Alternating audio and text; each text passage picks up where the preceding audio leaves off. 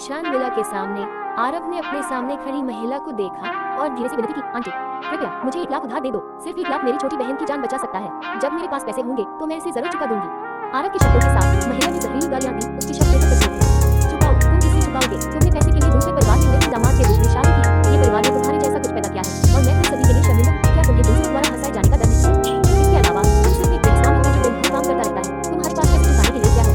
क्या तुम्हें मुझसे उधार मांगना हास्यास्पद नहीं लगता? महिला की बातें सुनकर आरव ने अपने हाथों को जोर से खींच लिया। उसका पूरा शरीर पूरा कांप रहा था। महिला के शब्द उसके दिल में गहरे चुभ गए। जिससे उसने अपमान को गुस्से में अपनी मुट्ठी खींच ली, जैसे उसकी हथेली पर बैंगनी निशान पड़ गए।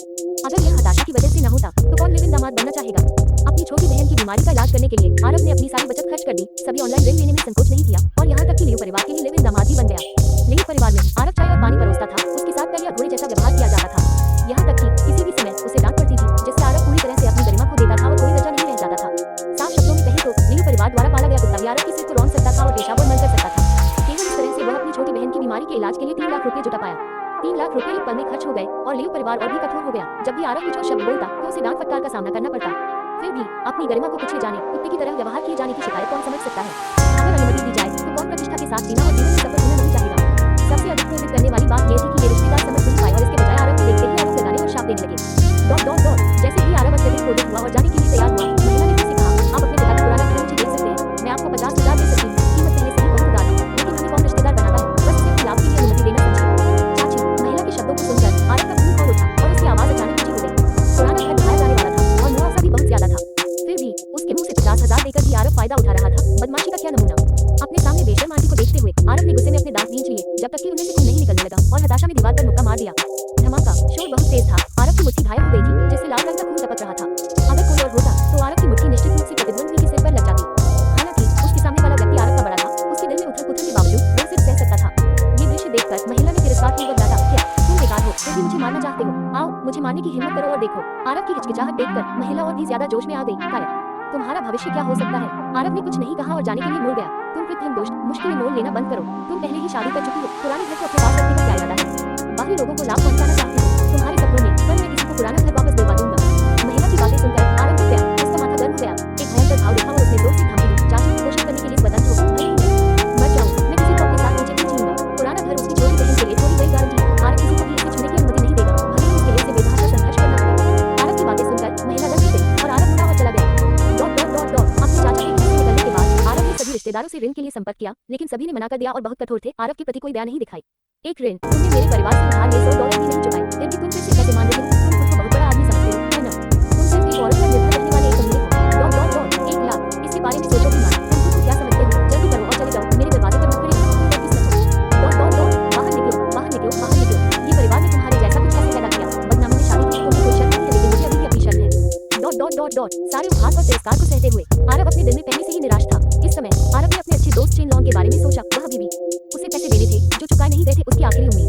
इसलिए वह चेन लॉन्ग को खोजने के लिए जिन्नी हवेली गया। चेन लॉन्ग को अपने सामने देखते हुए आरव ने अपनी आखिरी उम्मीद जगाई और हताश होकर विनती की, भाई, मेरी बहन को अपने जीवन के लिए पैसों की बहुत जरूरत है। कृपया मुझे 100,000 चुकाएं। क्या संभव है?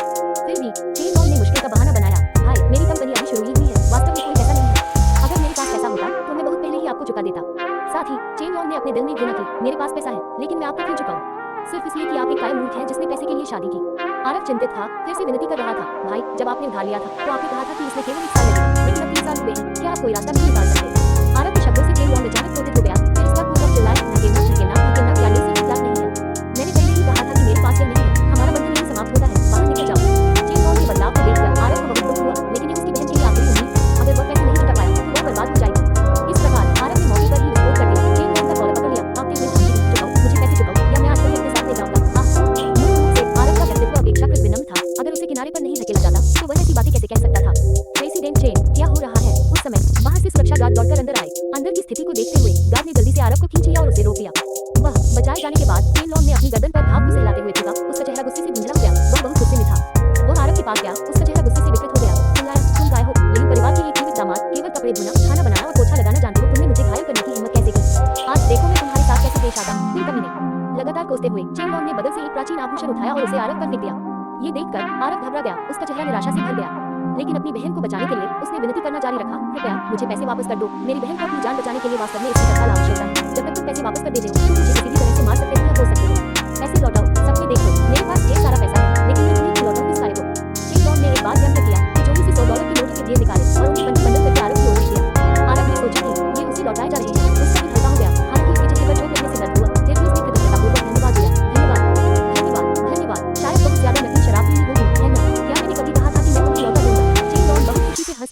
कृपया कृपया मुझे लौटा दो, मुझे अभी वाकई पैसों की जरूरत है। चेन लॉन के शब्दों को सुनकर आरव चिंतित हो गया। जब तक चेन लॉन जो कर सकता था वह कुछ भी कर सकता था, यहाँ तक कि अपनी आखिरी गरिमा भी देख सकता था, सीधे मुझे देख सकता था। कहते हैं कि आदमी की बुद्धि की कीमत सोने की तरह होती है, लेकिन अपनी बहन की जिंदगी की तुलना में इसकी क्या कीमत है। तुम्हारी गांव का बदला चुकाऊंगा। लेकिन चेन लॉन ने न केवल कोई सहानुभूति दिखाई, बल्कि आरव पर एंटी से हमला करके बेहद रोमांचित था। धमाका! एक धीमी आवाज के साथ आरव के माथे पर तुरंत एक बड़ा घाव हो गया और वह बेहोश हो गया। बेहोश होने से पहले आरव ने एंटी को चमकते हुए देखा जो उसके घाव पर हमला कर रहा था। इसके बाद उसके दिमाग में एक अजीब प्रतीक उभरा। अध्याय 2 जादुई क्षमताएं। फिर से जागने पर आरव ने खुद को अपनी बहन के अस्पताल के कमरे में पाया। उसके माथे पर पट्टियां बंधी हुई थी, लेकिन आश्चर्यजनक रूप से कोई दर्द नहीं था। उसके बगल में बिस्तर पर लेटी हुई छीन आते थे कोई और नहीं बल्कि उसकी बहन थी। अपनी बहन को देखते हुए आरव को बहुत दर्द हुआ, क्योंकि उसे अपनी जीवन की युवावस्था का आनंद लेना चाहिए था, लेकिन इसके बजाय वो पहचान से परे बीमारी से पीड़ित थी। तभी आरव ने एक बार फिर अपने सामने एक अजीब पैटर्न देखा। यह एक पवित्र 7 रंग का कमल था जो धीरे धीरे घूम रहा था, और एक चक्कर के बाद कमल के ऊपर यादों की बाढ़ आ गई। साधना तकनीक, दिव्य शक्तियां, महाशक्तियां, सब कुछ मौजूद था। क्या मैं सपना देख रहा हूँ? क्यों न इसे आजमाया जाए? इस विचार के साथ आरव ने बताई गई विधि के अनुसार साधना करने का फैसला किया। जैसे जैसे आरव ने साधना की, उसने वास्तव में अपने शरीर के भीतर विशाल ऊर्जा का प्रवाह उत्पन्न किया। सच्ची चीजों की साधना करने के बाद आरव ने पाया कि उसके अंदर एक आश्चर्यजनक परिवर्तन हुआ था। सबसे पहले उसकी शारीरिक स्थिति में सुधार हुआ, जिससे वह ताकत से भर गया। इसके अलावा उसकी आंखों के सामने मौजूद जानकारी में एक चौंकाने वाला परिवर्तन हुआ। वह दीवारों के पार देख सकता था और बगल के कमरे में लोगों को देख सकता था। क्या हो रहा है? आरव क्षण भर के लिए हैरान रह गया। समय के साथ उससे परिचित होने के बाद आरव को एहसास हुआ कि उसने वास्तव में एक्स-रे विजन हासिल कर लिया है और इसका कुशलता से उपयोग कर सकता है। अगर वह देखना चाहता तो वह जितना चाहे देख सकता था। वास्तव में चमत्कारी। छोटी बहन, तुम बच गई। वास्तव में इस असाधारण क्षमता के साथ आरव अपनी बहन की बीमारी का इलाज करने के लिए आसानी से पैसे कमा सकता था। और जैसे ही आरव ने अपनी बहन को देखा, उसकी आंखों के सामने एक जानकारी का टुकड़ा दिखाई दिया। नाम ल्यूकियान, बीमारी का कारण क्रोनिक माइलोजेनस ल्यूकेमिया, जिससे अस्थि मज्जा का विनाश, अनीमिया आदि होता है। क्या इसका इलाज हो सकता है? इसका इलाज बिना किसी हिचकिचाहट के, ये देखकर कि उसका इलाज संभव है, आरव ने इलाज करना चुना। उस पल कुछ हुआ। 7 रंगों वाला पवित्र कमल धीरे धीरे घूमता हुआ, चमकदार रोशनी उत्सर्जित करता हुआ उसकी बहन के शरीर में समा गया। तुरंत उसकी बहन ने बीमारी से लड़ते हुए एक पीड़ादायक अभिव्यक्ति प्रदर्शित की। जैसे ही रोशनी फीकी पड़ी, उसकी बहन ने अपनी आंखें खोली और ऊर्जावान तरीके से कहा, हाय, मुझे भूख लगी है। उसे देखकर बीमारी का कोई आभास कहाँ था? वह जीवन देख रही थी। क्या वह वास्तव में ठीक हो सकती है? एक पल के लिए आरव ने ऐसा भाव धारण किया जैसे उसने कोई भूत देखा हो। इस बीच उसने देखा कि 7 रंगों वाले पवित्र कमल की चमक काफी कम हो गई थी और उसकी चमक का केवल आधा हिस्सा ही बचा था। ऐसा लग रहा था कि 7 रंगों वाला पवित्र कमल ठीक तो कर सकता था, लेकिन उसकी कुछ सीमाएं थी और आरव को नहीं पता था कि उसे कैसे फिर से भरना है। लेकिन यह किसी और समय की चिंता थी। अपनी बहन के ठीक होने की जानकारी से आरव को बहुत खुशी हुई और उसने जल्दी से उसे पोषण देने के लिए दलिया तैयार किया। दलिया खत्म करने के बाद उसकी बहन स्वास्थ्य से चमक रही थी और भी ज्यादा उत्साहित दिखाई दे रही थी। इसलिए आरव ने अपनी बहन की जांच करने के लिए डॉक्टर को बुलाया। ये कैसे संभव है? एक चमत्कार, वास्तव में एक चमत्कार। कई जांचों के बाद डॉक्टर डर गया, हैरान, क्रोनिक माइलोजेनस ल्यूकेमिया ठीक हो गया। क्या मजाक है? ये जानने के बाद कि वह ठीक हो गई है, उसकी बहन ने छुट्टी लेने पर जोर दिया। वास्तव में यहाँ तक केवल बहुत महंगा था, बल्कि रहना भी काफी असुविधाजनक था। इस प्रकार आरव ने अपनी बहन के लिए जल्दी से डिस्चार्ज प्रक्रिया पूरी की और उसे घर ले गया। दरवाजे पर आरव को चेन लॉन ने रोका, जो हाथ पकड़े हुए था। पुनर्जीवित आरव को देखकर चेन लॉन मुस्कुराया। यो, क्या ये बेकार नहीं है? इतनी जल्दी डिस्चार्ज हो गया। तुम काफी लचीली हो, है ना? लगता है मैं उखाड़ बचा सकता हूँ। चले जाओ। आरव ने उसे ठंडी निगाह से देखा। तुमने अभी मुझसे क्या कहा? मैंने कल पर्याप्त जोर से नहीं मारा, है ना? चेन लॉन ने गुस्से में शाप दिया। आरव के बगल में ये पर व्यंग्य करते हुए, हाँ, बाहर निकाल दिया गया क्योंकि तुम्हारी बीमारी का इलाज करने के लिए पैसे नहीं है। ये पहले ही कह देना चाहिए था। अगर तुम घुटने देखकर मुझे कुछ बार दादाजी कहो, मेरी टांगों के बीच से रेंगते हुए, तो शायद मैं तुम्हें पैसे लौटा दूं। तुम इस बात को बहुत आगे ले जा रहे हो। आरव तुरंत क्रोधित हो गया। फूट पड़ने को तैयार था, लेकिन उसके बगल में खड़ी कियान ने उसे रोक लिया।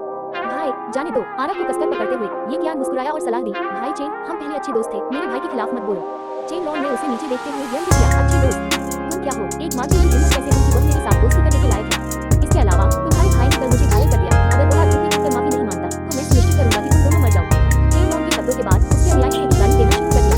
हाँ, क्या तुम इसके लायक हो? तुम बिल्कुल भी लायक नहीं हो। वाह, अपने आप को ज्यादा आंकना बंद करो। तुम उच्च स्थानों पर पहुंचने की कोशिश कर रहे हो, क्या हमारा? एक ने तो ये कियान पर थूक दिया। ये देखकर कि वे कितने अपमानजनक थे। चेन लॉन ने ये कियान को लात मारने की कोशिश की। नजरअंदाज आवारा, अपना मुंह बंद करो। बहुत बढ़िया लात। ये देखकर चेन लॉन के अनुयायी खुशी से झूम उठे, लेकिन चेन लॉन की लात उस तक पहुंचने से पहले ही उन्हें चौंकाते हुए उसे एक मुक्का मारकर गिरा दिया गया। जो कोई भी मेरी बहन को छूता है, वह मर जाता है। दरअसल यह आरव ही था जिसने इतनी तेजी से हमला किया कि कोई भी उसकी हरकतों को पकड़ नहीं सका। इतने हुए चेन लॉन ने गुस्से से दहाड़ते हुए कहा, तुम बेकार की कमीने, ऋणविहीन कृतघ्न, मुझे मारने की तुम्हारी हिम्मत कैसे हुई? उसे पकड़ो, उसे मार डालो। युवा मास्टर चेन को मारने की हिम्मत, तुम मौत को दावत दे रहे हो। चेन लॉन के आदेश का पालन करते हुए उसकी गोली आरव पर छूट पड़ी, लेकिन आरव ने अपना सिर भी नहीं घुमाया। एक ही थप्पड़ से सामने वाले को उड़ा दिया। एक थप्पड़ से उन्हें उड़ा दिया। चाहे जितने भी लोग आए, आरव ने एक नजर भी नहीं डाली, सभी को एक ही थप्पड़ से उड़ा दिया। दृश्य तुरंत जम गया। ये देखकर चेन लॉन घबरा गया, सोच रहा था कि आरव इतना बुझिल कब हो गया। इसके बाद आरव धीरे धीरे चेन लॉन के पास पहुंचा। दोनों उसे देखा की तरह देख रहा था।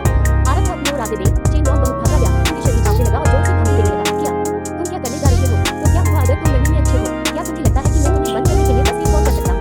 बाहर में जाओ तुम। फिर भी आरव ने दहाड़ते हुए उसे चारों तरफ रौंद दिया। धमकी देते हुए कहा, तुमने तक और मेरी बहन से माफी मांगी। असंभव। मैं कौन हूँ? मैं कैसे माफी मांग सकता हूँ?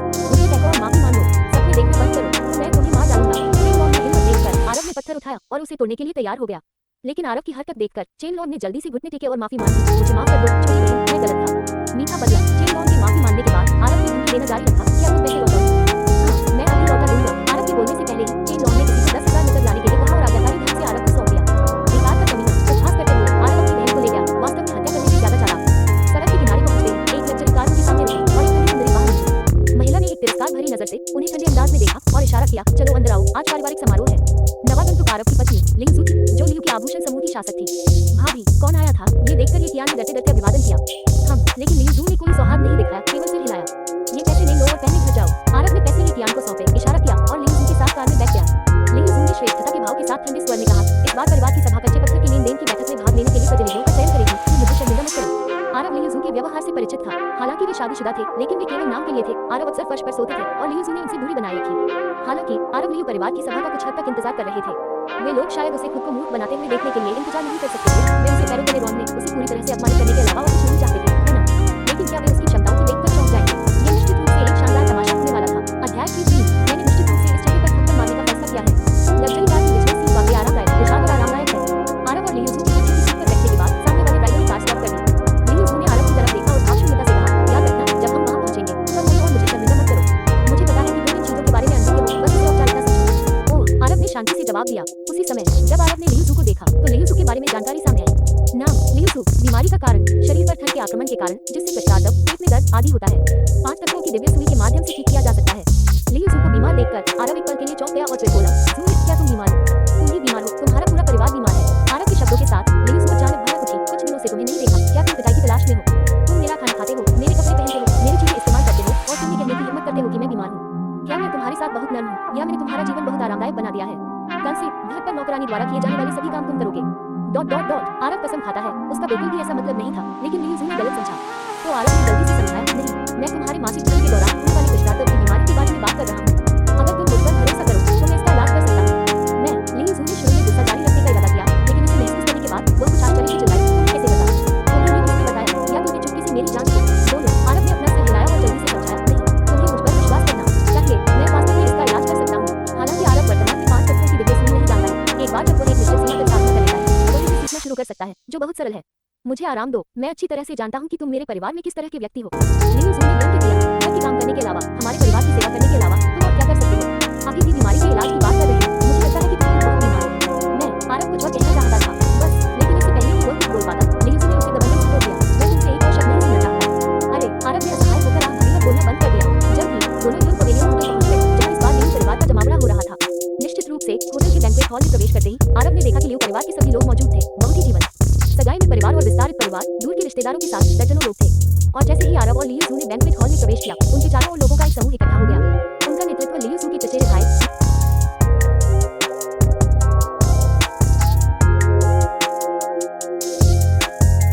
व्यंग्यात्मक रूप से कहा, ओह, क्या ये लियू परिवार का दामाद नहीं है? आप इस तरह के कपड़े पहनकर कैसे आ सकते हैं? क्या आप हमारे लियू परिवार को शर्मिंदा करने की कोशिश कर रहे हैं? बेशक, तुम सिर्फ एक औरत पर निर्भर रहने वाले, घर के काम करने वाले, बिना किसी अच्छे कपड़े के एक हारे हुए व्यक्ति हो। क्या मुझे तुम्हें वो कपड़े दे देने चाहिए जो मुझे नहीं चाहिए? उसके शब्दों के बाद दूसरे लोग भी हंसने लगे, जो आरव का मजाक उड़ाने लगे। हाँ, भाई, उसे अब और शर्मिंदा मत करो, उसे कपड़े दे दो। क्या मुझे लगता है कि वह इतने अच्छे कपड़े पहन सकता है? बिल्कुल, ये हारे हुए व्यक्ति सारा दिन घर के कामों में, लोगों की सेवा में बिताता है। अच्छे कपड़े पहनना बेकार होगा, बेहतर होगा कि उन्हें किसी को दे दिया जाए। बस, लियू ने उनकी बातें सुनकर गुस्से से भानी से बोलने पर चिल्लाया। लियू के पास अभी भी लियू परिवार के लिए कुछ अधिकार था और दूसरे लोगों ने चालाकी से अपना मुंह बंद कर लिया। ये देखकर आरव कुछ हैरान और भावुक हो गया। बहन सुन, दादी मुझे बुला रही है। इस समय कोई आया और लियू को बुलाया। लियू के चले जाने के बाद लोग और भी ज्यादा बेकाबू हो गए। हारे हुए, तुम यहाँ किस लिए आए हो? लियू ने आरव की तरफ देखते हुए ठंडे अंदाज में मजाक किया, तुम सारे लोग अपनी नीलमी ने लियू परिवार का प्रतिनिधित्व करने के बारे में नहीं सोच रहे होगे, है ना? जब तक तुम कोशिश नहीं करोगे, कौन जानता है? आरव ने हंसते हुए लापरवाही से जवाब दिया। उसके शब्दों ने लियू परिवार के लोगों को हंसाया। हाँ, क्या तुम मुझे हंसाने की कोशिश कर रहे हो? नहीं, तुम खुद को आईने में क्यों नहीं देखते? तुम क्या हो? क्या तुम जानते भी हो कि जुए का पत्थर क्या होता है? तुम यहाँ ऐसे शेखी बघार रहे हो जैसे तुम्हें पता हो। क्या तुम गृहस्वामी बनकर मूर्ख बन गए हो? यहाँ खुद को शर्मिंदा करना बंद करो, कोशिश करो, मैं तुम्हारी हिम्मत की परीक्षा लूंगा। इससे पहले कि लियू किंगसन कुछ बोल पाता, दूसरे लोग उसका मजाक उड़ाने लगे। इस बीच लियू किंगसन खड़ा होकर उपहास कर रहा था। जब उसने सोचा कि यह उपहास पर्याप्त है तो लियू किंगसन ने बोलना शुरू किया, सुनो, कुछ आपको जागरूकता होना चाहिए। उन्हें देखो, तुम उन्हें चाय पिलाने और पानी पिलाने के लिए उपयुक्त हो। जहाँ तक सार्वजनिक नीलामी में लियू परिवार का प्रतिनिधित्व करने की बात है तो इसके बारे में सोचना भी मत। क्या तुम्हें लगता है कि तुम मेरे प्रतिद्वंदी बनने के योग्य हो? लियू किंगसन बहुत घमंडी था। उसने आरव की तरफ ऐसे देखा जैसे उसकी नजर ही आरव को पैरों तले रौंद सकती हो। यहाँ क्या हो रहा है? इतना हंगामा क्यों? इस समय एक अधे रंग का आदमी उसके पास आया। पिताजी, उसे देखते ही लियू किंगसन ने जल्दी से आवाज लगाई। दरअसल वो आदमी लियू शेरू था, लियू के दूसरे चाचा, लियू किंगसन के पिता। आवाज लगाने के बाद लियू किंगसन ने तिरस्कारपूर्वक आरव से कहा, इस हारे हुए व्यक्ति ने कहा कि वो सार्वजनिक नीलामी में लियू परिवार का प्रतिनिधित्व करना चाहता है। हाँ, ये बातें मुझे मिल जाता है। लियू किंगसन की बातें सुनकर लियू शेरू दिल खोलकर हंस गई। हंसने के बाद वह बच्चा और आरव को तिरस्कार से देखा। एक हारे हुए व्यक्ति को केवल एक महिला पर निर्भर रहना चाहता है। मुझे आश्चर्य है कि लियू आगे जा रहे हैं। उसी समय लियू जू वहां आया, जो स्पष्ट रूप से नाखुश था। मैं बहुत आगे जा रहा हूँ। लियू शिरुई हंसा। क्या मैं सही नहीं हूँ? यहाँ दौड़ कर जाना चाहता है क्या? ना, चलो चलते हैं, ये शुरू होने वाला है। जैसे ही लियू जू कुछ कहने वाला था, लियू शिरुई ने उपेक्षापूर्वक हाथ हिलाया। जाने से पहले लियू किंगसुक ने आरव को हिस्सा देने कहा, वैसे अगर तुम्हें कोई भी आकर देखना है तो खुद को बेवकूफ बनाने के लिए वहां मत जाओ। मुझे डर है कि तुम आज का सबसे बड़ा मजाक बन जाओगे। आरव की गुस्से ने अपनी मुट्ठी खींच ली। हालांकि उसका मिनट बार ऐसा व्यवहार सहा था, लियू गुस्सा रहा था। एक बार रुको, तुम्हें वहां नहीं जाना चाहिए। दूसरों के चले जाने के बाद लियू जू ने अचानक कहा, क्यों? आरव ने हैरान होकर पूछा। दादी ने पहले ही लियू किंगसुक को चुन लिया, उसे सबसे अच्छा कच्चा पत्थर चुनने में मदद की और कई विशेषज्ञों ने इसका मूल्यांकन किया है, इसलिए अच्छे डेजर्ट होने की गारंटी है। लियू जू ने भावहीनता से कहा, अगर तुम वहां जाओगे तो तुम निश्चित रूप से खुद को शर्मिंदा करोगे। आरव ने उम्मीद नहीं की थी कि लियू परिवार इतना अच्छा होगा। फिर भी इससे क्या फर्क पड़ता है? आज आरव को उनका डटकर मुकाबला करना होगा, उन्हें बताना होगा कि सच्ची निराशा क्या होती है। अध्याय 4 कोई चुटकुला देखना चाहते हैं? सबने देखते रहिए। लियू परिवार का पत्थर जुआ योग्यता कार्यक्रम आधिकारिक तौर पर शुरू हो गया है। मंच के बीच में सैकड़ों की संख्या में कच्चे पत्थरों के ढेर लगे हुए थे। प्रतिनिधि इन सैकड़ों में से केवल एक कच्चा पत्थर चुन सकते थे। अंत में जिस व्यक्ति के कच्चे पत्थर में सबसे अधिक जेडाइट मूल्य होगा, वह सार्वजनिक नीलामी में लियू परिवार का प्रतिनिधित्व करेगा। नियम बहुत सीधा है। हालांकि लियू जू के पास कंपनी में काफी शक्ति है, लेकिन लियू परिवार के भीतर हमेशा श्रीमती लियू सीनियर फैसले लेती हैं, जो लियू जू की दादी है। शुरू करो। श्रीमती लियू सीनियर मुख्य सीट पर बैठी मुस्कुराकर शुरुआत का संकेत दिया। उनके संकेत का पालन करते हुए लियू परिवार के योग्य युवा सदस्यों ने कच्चे पत्थरों का चयन करना शुरू कर दिया। इस दौर के लिए चुने गए प्रतिनिधि कौन का अनुसरण करेंगे? लियू परिवार में योगदान देंगे और स्वयं के लिए चुनी को बनाएंगे। अगर लियू परिवार नीलामी में बड़ी सफलता हासिल करता है तो भविष्य में चाहे काम करना हो या व्यवसाय शुरू करना हो, उन्हें लियू परिवार का पूरा समर्थन मिलेगा। यह एक लाभदायक अवसर है। इसलिए लियू परिवार ने जूनियर की नीलामी में परिवार का प्रतिनिधित्व करने के इस अवसर को जीतने के लिए अपने दिमाग का इस्तेमाल कर रही है। हालांकि उन्हें पता नहीं था कि इस वक्त के लिए सही तय हो चुका है। निश्चित रूप से जैसे ही यह शुरू हुआ, लियू किंगसुक सीधे एक कच्चे पत्थर के पास गया, उसे उठाया और भाग गया। आरव ने एक नजर डाली। कच्चा पत्थर वास्तव में अच्छा था और यह आधा खिड़की वाला पत्थर था जिसके अंदर जेडाइट का एक अच्छा टुकड़ा था। किसी भी अपवाद को छोड़कर लियू किंगसुक का जीतना निश्चित था। लेकिन आरव अपवाद था। एक ठंडी हंसी के बाद आरव कच्चे पत्थरों के ढेर की ओर चला गया। उम्मीद है कि किस्मत उसे और भी बेहतर जेडाइट तक ले जाएगी।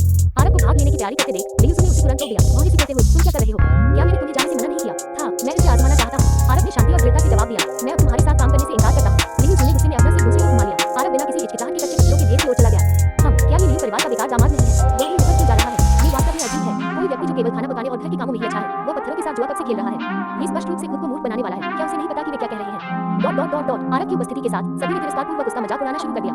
लियू जू की मां जेनेट दूसरों से बात कर रही थी और लोगों की चर्चा सुनकर वो गुलाब को देखते हुए आरव की ओर झपटी, डांटते हुए बोली, शर्मिंदा बात, तुम वहां किसने जाने दिया? नीचे उतरो। क्या ये तुम्हारे लिए जगह है? सुनो, मुझसे क्या कर रहे हैं? तुमने हमें पूरी तरह से बदनाम कर दिया और तुम कुछ भी हासिल नहीं कर सकते। मां, मैं क्यों नहीं आ सकती? आरव ने थोड़ी नाराजगी के साथ पूछा। मेरे पास ये अधिकार है और कोई इसे नहीं छीन सकता। ठीक है, अगर तुम बाद में हमारा अपमान कर देते हो तो समझना कि तुम लियू परिवार के दामाद हो। सबके शब्दों में कहने के बाद जेनेट गुस्से में चली गई। तुम्हें हिम्मत है कि तुम वहां आ सको? आरव को वास्तव में मंच पर देखकर लियू किंगसुक ने तुरंत हंस दिया। जब उसकी बात आने की हिम्मत कर रही, मेरे लिए क्या हिम्मत नहीं है? आरव ने पुरस्कार दिखाते हुए ठंडी सांस ली। तुम किस बारे में बात कर रहे हो? कौन धोखा दे रहा है? अपनी बात स्पष्ट करो। आरव की बातों के बाद लियू किंगसुक क्रोधित हो गया। आरव ने शांति से पूछा, मैंने तुम्हारा जिक्र नहीं किया, इतना उत्साहित क्यों हो? क्या ऐसा हो सकता है कि तुमने भी धोखा दिया हो? लियू किंगसुक क्रोध से आवाज रह गया और आरव तिरस्कार करते हुए पीछे हट गया। खाने से डरना और ये हास्यास्पद होगा। इसके साथ ही उसने लियू किंगसुक को नजरअंदाज कर दिया और कच्चे पत्थरों का चयन करना शुरू कर दिया। इन कच्चे पत्थरों में से कुछ की दिखावट बहुत अच्छी थी, जो उच्च गुणवत्ता वाले जेडेड निष्कर्षण का वादा करते थे। लेकिन अक्सर ऐसे पत्थरों में बहुत अधिक दाम होते हैं और इससे बड़ा नुकसान हो सकता है। निश्चित रूप से जैसे ही आरव ने अपने एक्स-रे विजन को सक्रिय किया, उसने स्पष्ट रूप से देखा कि इन अच्छे दिखने वाले कच्चे पत्थरों में खराब जेडाइट था। अगर था भी तो अपने एक्स-रे विजन का उपयोग करते हुए आरव ने दूसरों द्वारा चुने गए कच्चे पत्थरों की भी जांच की। किसी कारण से इन लोगों में से प्रत्येक के कच्चे पत्थरों में काफी अच्छी गुणवत्ता वाला जेडाइट था। ऐसा लगता है कि कोई भी नहीं चाहता कि उनके बेटे की छवि खराब हो, इसलिए उन्होंने अच्छे पत्थरों का चयन करने के लिए अपनी दिव्य शक्ति का उपयोग किया। बेशक कोई भी लियू किंगसुक के पत्थर की तुलना नहीं कर सकता था जो उसके पास था। उसने उच्च श्रेणी के जेडाइट का एक बड़ा टुकड़ा था। उसे हराने के लिए आरव को उससे भी उच्च श्रेणी के जेडाइट वाला पत्थर ढूंढना था और यह छोटा नहीं हो सकता था। क्या यह है? जल्दी से आरव ने एक लक्ष्य पर ताला लगा दिया। अगर ये बाहर आ जाता है तो लियू किंगसुक के लिए क्या बचा है? इसलिए आरव ने कच्चा पत्थर उठाया। ये कच्चा पत्थर बहुत साधारण लग रहा था, पत्थर के स्टंप की तरह। हालांकि अंदर का जेडाइट कम नहीं होना था। उत्तेजित, वह बेकार दामाद क्यों आया और ऐसा पत्थर उठा लाया? क्या यह मजाक नहीं है? आरव के हाथ में पत्थर देखकर श्रीमती लियू सीनियर की शांत मुस्कान तुरंत फीकी पड़ गई। लियू जू, अपने आदमी को नियंत्रित करो। देखो उसने तुम्हारी दादी को कैसे नाराज कर दिया है। लियू जू की दूसरी जाति श्रीमती लियू सीनियर की गुस्से को देखकर गुस्से से डांटा, तुम ऐसे बेकार आदमी को पति के रूप में कैसे चुना? मैं कहती हूँ इस शादी को जल्द से जल्द खत्म कर देना चाहिए, है ना मां? लियू जू की दूसरी जाति के शब्दों के बाद अन्य लोगों ने भी शोर मचाते हुए कहा, बिल्कुल, ऐसे बेहतरीन आदमी में क्या अच्छाई है? मुझे बात हैरानी है कि तुमने इसे कैसे चुना? देखो, इतने सारे पत्थरों में से उसने एक टूटा हुआ पत्थर को चुना। क्या उसके दिमाग में कोई बुरा है? इन बुजुर्गों के अतिरिक्त टिप्पणियों का सामना करते हुए लियू जू ने ठंडे और दुखी भाव से उत्तर दिया, मेरे पारिवारिक मामलों में मेरी चाचियों को दखल देने की कोई आवश्यकता नहीं है। इसे भूल जाओ, चुप्पी वह हंसना चाहता है, इसलिए चलो उसे खुश करते हैं। श्रीमती लियू सीनियर ने उदासीनता से उत्तर दिया, ये देखते हुए कि सभी ने अपने कच्चे पत्थर चुन लिए थे। फिर संकेत दिया, चलो पत्थर काटना शुरू करते हैं। श्रीमती लियू सीनियर के शब्दों का पालन करते हुए सभी ने अपने पत्थर काटने की मशीन के सामने ले गए और उन्हें स्टंप से काटा। आरव को टूटे हुए पत्थर के स्टंप को पकड़े हुए देखकर सभी हंस पड़े। उनके चेहरे पर मजाक की प्रतीक्षा करने वाले भाव थे। मैंने तुमसे कहा था कि मंच पर मत जाओ, लेकिन तुम नहीं माने। अब तुम हंसी का पात्र बन रही हो, है ना? लियू जू आरव के पास आई और दुखी होकर शिकायत की, मजाक? आरव ने गहरी अभिव्यक्ति प्रकट करते हुए हंसते हुए कहा, अभी कुछ भी नहीं पता है, कौन जानता है कि यह मजाक है या चमत्कार? इस बीच आरव ने अपने आसपास के लोगों को ठंडी निगाहों से देखकर हंसने के लिए इंतजार कर रहे थे। ये सभी लोग आरव पर हंसना चाहते थे, लेकिन क्या आरव उन्हें अपनी मर्जी से हंसने देगा? तब तक वे काफी हैरान हो जाएंगे और कौन जानता है कि उनके हाव भाव कितने शानदार होंगे।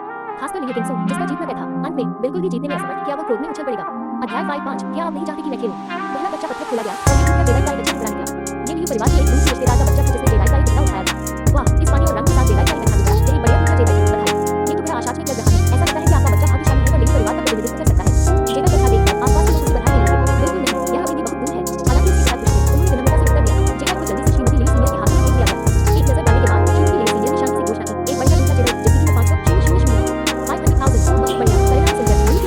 चिल्ला उठे। उन्हें लगा कि उनके बेटे ने उन्हें शर्मिंदा नहीं किया और उन्हें चमकने का अवसर भी मिला। लेकिन जल्द ही वह चुप हो गए। जैसे जैसे अधिक से अधिक बच्चे पत्थर गिरे जा रहे थे, वो और अधिक उदास होते जा रहे थे। वास्तव में दूसरों द्वारा निकाले गए जेडाई बेहतर और बेहतर होते जा रहे थे और कीमत तेजी के साथ बढ़ रही थी। अभी कुछ समय पहले एक टुकड़े की कीमत 2.3 मिलियन थी। अब तक बाकी सभी ने अपने पत्थर खरीद लिए थे, कीमत कुछ अध्यक्ष वर्ष ही बचे थे। इस समय लियुजुकी तीसरे चाचा की बेटी ने अपना बच्चा पत्थर निकाला। वाह, यह इतनी जल्दी खड़ा हो गया। एक बार काटने के बाद सभी देखकर हैरान थे कि यह पहले से ही खड़ा हो गया था। इसके अलावा पानी और रंग दोनों ही बेहतरीन थे, इसलिए पत्थर काटने वाले उस्तादों ने आगे काटने की हिम्मत नहीं की और सावधानी से रगड़ना चुना। निश्चित रूप से मास्टर के कुशल संचालन के तहत जेडाई का एक बड़ा टुकड़ा सभी के सामने आया। यह एक आइस टाइप है और काफी अच्छा है। इतना बड़ा टुकड़ा, इसकी कीमत बहुत ज्यादा होगी, है ना? ऐसा लगता है कि तीसरे चाचा का परिवार भाग्यशाली है। उनका बेटा सार्वजनिक नीलामी में लियू परिवार का प्रतिनिधित्व कर सकता है। जेडाई को देखकर सभी दंग रह गए। वास्तव में ये बहुत अच्छी गुणवत्ता वाला आइस टाइप जेडाई था। हाँ, बढ़िया किया। लियुजुकी तीसरे चाचा ने ये नजारा देखकर खुशी से हंस दिया। हालांकि श्रीमती लियू सीनियर द्वारा उम्मीदवारों का पहले ही फैसला कर लिया गया था, लेकिन वे हार मानने को तैयार नहीं थे, इसलिए उन्हें अवसर का लाभ उठाने के लिए अच्छा पत्थर हासिल कर लिया। अब ऐसा लग रहा था कि यह काफी अच्छा काम कर गया है। हम एक बढ़िया आइस टाइप जिसकी कीमत 5 मिलियन है। जेडाई प्राप्त करने के बाद श्रीमती लियू सीनियर ने इसी कीमत की घोषणा की। तीसरे चाचा के बेटे को इतना बढ़िया जेडाई लाते देख दूसरों को थोड़ा निराशा हुई। वास्तव में लियू किंगसो को छोड़कर कोई भी इस वर्ष प्रकार के जेडाई को पार करने में कामयाब नहीं हुआ। सब कुछ नियंत्रण में देखकर लियू किंगसो ने हाथ दिया और उसे पीने के लिए अपना कच्चा पत्थर उठाया। साथ ही उसने आरव पर एक तेजक नजर डाली। वाह, ये कैसे इतनी तेजी से बढ़ रहा है? ये कच्चा पत्थर पहले से ही बड़ा था, क्या जेडाई पहले से भी बड़ा हो सकता है? एक बार के बाद दर्शक और भी हैरान रह गए। वास्तव में इस पत्थर की गति पिछले 10 प्रकार से बेहतर थी। यह संभव है। ये दृश्य देखकर लियू के तीसरे चाचा का दिल दहल गया। मन ही मन प्रार्थना करते हुए, कृपया मत करो, यह नहीं हो सकता। हालांकि चीजें वैसी नहीं हुई जैसी होनी चाहिए थी। जैसे जैसे कच्चा पत्थर धीरे धीरे खुलता गया, शीर्ष श्रेणी के बर्फ प्रकार के जेडाई का एक टुकड़ा सभी के सामने पूरी तरह से प्रकट हो गया। वाह, शीर्ष श्रेणी के बर्फ प्रकार के जेडाई का इतना बड़ा टुकड़ा, इसकी कीमत कितनी हो सकती है? इस शीर्ष श्रेणी के बर्फ प्रकार के जेडाई को देखकर सभी अवाक रह गए। जेडाई को पकड़े हुए लियू किंगसो ने तीसरे चाचा के बेटे को देखा और ताना मारा। कहा, इसे ही तुम कौशल कहते हो, समझे? तीसरे चाचा का परिवार मूर्ति की तरह पराजित, निराश दिखाई दिया। हाँ, लियू किंगसो को कौशल के बारे में शेखी बघाते हुए सुनकर आरव अपनी हंसी रोक नहीं सका। जो व्यक्ति धोखाधड़ी पर निर्भर था, उसने कौशल का दावा करने की हिम्मत की। ये हास्यास्पद था। हारे हुए, तुम किस बात पर हंस रहे हो? एक बेकार पत्थर को गले लगाकर तुम्हें लगता है कि तुम जीत सकते हो? आरव की हंसी सुनकर लियुजुकी तीसरे चाचा के बेटे ने सोचा कि आरव उस पर हंस रहा है तो तुरंत क्रोधित हो गया। लियुजुकी तीसरे चाचा ने भी गुस्से में शाप दिया। जाओ अपने बेकार पत्थर को खोलो, देखते हैं तुम एक आशिक मुफ्त को क्या बना पाते हो। मैं आरव थोड़ा हैरान था। अगर ये लियुजुकी खातिर नहीं होता तो वह अब तक उन्हें मार चुका होता। अच्छा, शीर्ष श्रेणी के बर्फ प्रकार के जेडाई का एक बढ़िया टुकड़ा इतनी अच्छी गुणवत्ता के साथ, ये वास्तव में दुर्लभ है। उसी समय जब श्रीमती लियू सीनियर को जेडाई मिला तो उन्होंने संतुष्टि में सिर हिलाया और प्रशंसा की। ये जेडाई का टुकड़ा 15 मिलियन का नहीं है। श्रीमती लियू सीनियर के शब्दों को सुनकर लियू सीनियर भांति से बोली, जेडाई के टुकड़े की कीमत अधिकतम 12 मिलियन थी, लेकिन श्रीमती लियू सीनियर ने इसे कई मिलियन से अधिक मूल्य दिया था। क्या ये पक्षपात नहीं था? इसके बारे में सोचने पर ये समझ में आया लियू किंगसो युवा पीढ़ी के अभिलाष वर्ग में से एक था। इसके अलावा जब उसके पास पर्याप्त अनुभव हो गया तो उसे आधार संभालने के लिए व्यवस्थित किया जाना था। आखिरकार वो सिर्फ एक महिला थी, चाहे वो कितनी भी सक्षम क्यों न हो, वे कभी भी समझ नहीं होंगे। लियू परिवार को उसके हाथों में छोड़कर इससे लियू को देखकर निराशा हुई। चाहे उसने कितना भी लिया हो, इसका क्या फायदा हुआ? ये तो बस किसी और के लिए एक उपहार था। इसके बारे में सोचते हुए उसे थोड़ी दयनीयता महसूस हुई। ठीक है, सभी पत्थर खुल गए हैं। मैं घोषणा करती हूँ कि लियू किंगसो। मूल्य बताने के बाद श्रीमती लियू सीनियर ने आरव को थोड़ी देर से अनदेखा करते हुए परिणाम की घोषणा करने की तैयारी की। दादी, एक बार रुको, मैंने अभी तक अपना पत्थर नहीं खोला है। इस समय आरव ने अपने पत्थर को गले लगाया और पुकारा, बेहतर होगा कि तुम खुद ही उस बेकार पत्थर की पटिया को वापस ले जाओ, इससे क्या पता चल सकता है? आरव को देखकर और फिर उसके हाथों में कच्चे पत्थर को देखकर श्रीमती लियू सीनियर ने अकेला शुरू कर दिया। हाँ, खुद को शर्मिंदा करने के लिए उस पत्थर की पटिया को बाहर लाना वास्तव में तुम्हारे लिए सही है। यह क्या ये लियू परिवार का बेकार दामाद है? वास्तव में लोगों की सेवा करने के अलावा ये किसी काम का नहीं है। श्रीमती लियू सीनियर की बातों का पालन करते हुए अन्य लोगों ने आरव की ओर इशारा किया और जोर से हंसे। इससे लियू के माता-पिता शर्मिंदा महसूस कर रहे थे। वे तुरंत आरव को नीचे खींचना चाहते थे। अगर कोई और होता तो आरव नाराज हो जाता, लेकिन ये लियू की दादी थी। इसके अलावा आरव इस तरह के तिरस्कार और उपहास का आदी था, काफी शांत दिखाई दे रहा था। लेकिन क्या होगा अगर अंदर जेडाई है? आप इसे खोलने का मेरा अधिकार नहीं छीन सकते, है ना? ठीक है, अगर आप खुद को अपमानित करना चाहते हैं तो मैं आपको नहीं रोकूंगी। आरव को जिद करते देख श्रीमती लियू सीनियर ने इसकी अनुमति दे दी। लियू की दादी की अनुमति के बाद आरव ने मुड़कर लियू के तीसरे चाचा के परिवार की ओर देखा और मुस्कुराया। क्या आप नहीं देखना चाहते थे कि क्या उजागर होगा? पलक न झपकाएं, नहीं तो आप चूक जाएंगे। फिर आरव ने अपना पत्थर ऊपर उठाया। लियू के तीसरे चाचा ने तिरस्कारपूर्वक आरव को घूरते हुए कहा, क्या तुम सच में सोचते हो कि तुम कुछ खास हो? क्या मजाक है? एक बेकार पत्थर की पटिया उठाकर और वास्तव में ऊपर जाने की हिम्मत। कुछ ही दूर पर लियू किंगसो ने सोचा समझते हुए कहा, यही तो तुमने मानना था। जल्द ही तुम्हें पता चल जाएगा कि सम्मान खोने का वास्तव में क्या मतलब होता है। अध्याय 6 शीर्ष में वाइड जेडाई। मौके पर मौजूद हर कोई आरव का मजाक देखना चाहता था। जब वह नीचे गिरता तो उसे लात मारने के लिए उस कहता। इन लोगों के हाथ देखकर आरव मुस्कुराया। वास्तव में चाहे वो दूसरे लोग हो या श्रीमती लियू सीनियर, वे सभी आरव को पैर तले रौंदना चाहते थे। उनमें से जो आरव से सबसे ज्यादा नफरत करता था वह लियू किंगसो था। वह चाहता था कि आरव बेकार पत्थर पर ढेर काट दे ताकि वह उस पर लगातार रौंद सके। लेकिन क्या आरव उन्हें अपनी मर्जी से करने देगा? इस लाइन के साथ बातें। धन्यवाद। आरव ने कच्चे पत्थर पर रेखाएं खींची और उसे मास्टर को सौंप दिया। आपका स्वागत है। दूसरे पक्ष ने मुस्कुराते हुए जवाब दिया और पत्थर काटना शुरू कर दिया। क्या इस टूटे हुए पत्थर की भी कीमत बढ़ गई है? ये बैंगनी है। ये वास्तव में बैंगनी दिख रहा है। क्या ये बहुत अपमानजनक नहीं है?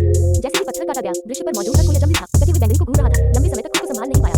ये कैसे हो सकता है? क्या उसकी किस्मत इतनी अच्छी है? सबसे ज्यादा हैरान लियू किंगसो था, जो डर के मारे खड़ा हो गया, पूरी तरह से हैरान। वो समझ नहीं पा रहा था कि इतना टूटा हुआ पत्थर कैसे ऊपर उठ सकता है और बैंगनी रंग भी दिखा सकता है। अगर यह उच्च गुणवत्ता वाला बैंगनी है तो इसकी कीमत काफी ज्यादा होगी, जो उसे बनाने के लिए काफी होगी। सिर्फ ये लोग ही नहीं, मुख्य सीट पर बैठे श्रीमती लियू सीनियर की कुछ हद तक अचंभित होकर भी गए। काटते रहो। जबकि हर कोई हैरान था, आरव ने इशारा करने के लिए सिर हिलाया। आरव के इशारे पर सभी तरफ से खिड़कियां कट गईं, सभी बैंगनी दिख रही थी। ये दिखाने के लिए पर्याप्त था कि अंदर का जेडाई छोटा नहीं था और वर्तमान स्थिति के आधार पर खराब गुणवत्ता का भी नहीं था। एक टूटे हुए पत्थर ने वास्तव में एक बैंगनी को काट दिया और यह इतना बड़ा है। इस तरह ये वास्तव में लियू किंगसो के लिए खतरा पैदा कर सकता है। पूरी दुनिया ने लियू किंगसो को चुना है और किसी ने इस बात से नहीं किया है। ये दिलचस्प होने वाला है।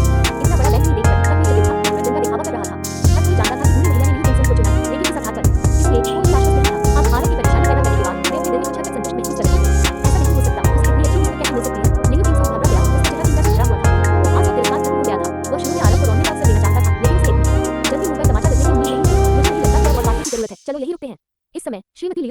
आरव को व्यवधान पैदा करने से रोकने के लिए उसने आरव को रोकने का प्रयास किया। दादी, जब से हम इतनी दूर आए हैं, इस बात में ज्यादा समय नहीं लगता। जल्दबाजी क्यों करनी है?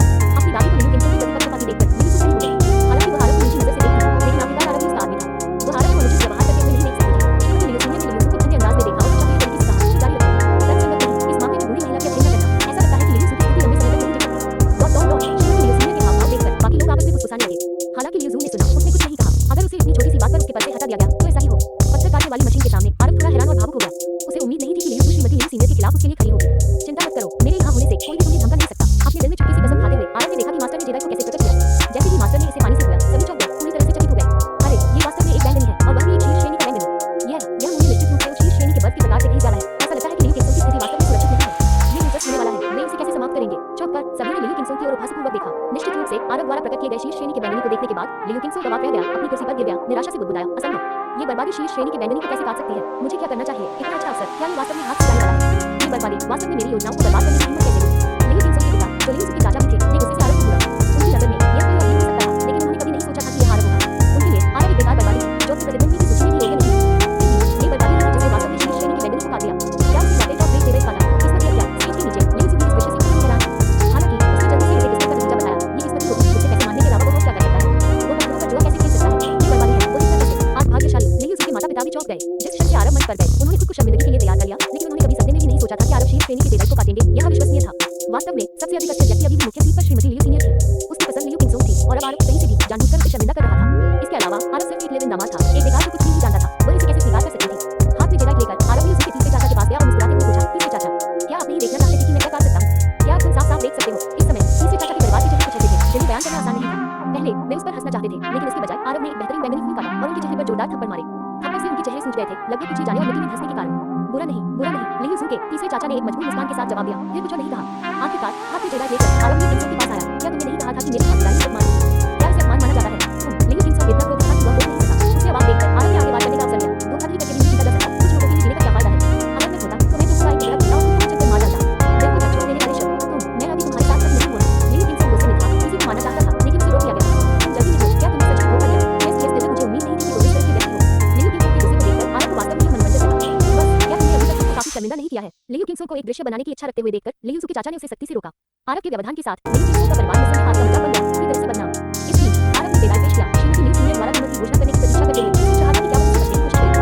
अध्याय 7 सच में बेईमान। आरव द्वारा लाए गए जेडाई को देखकर श्रीमती लियू सीनियर लंबे समय तक दिल को शांत नहीं कर पाई। शीर्ष में वायलेट और रंग बहुत सुंदर है। अगर इसे नीलाम किया जाता तो ये कम से कम 20 मिलियन में बिकता। अगर यह सही विदेशी खरीदार को आकर्षित करता है तो यह और भी अधिक में बिक सकता है। देखा तो एक पूरा स्पष्ट लियू किंगसों की टुकड़े से बहुत मजबूत है, वे एक ही स्तर के भी नहीं है। उसने आरव की ओर देखा, फिर लियू किंगसों की ओर और अपना मन बना लिया।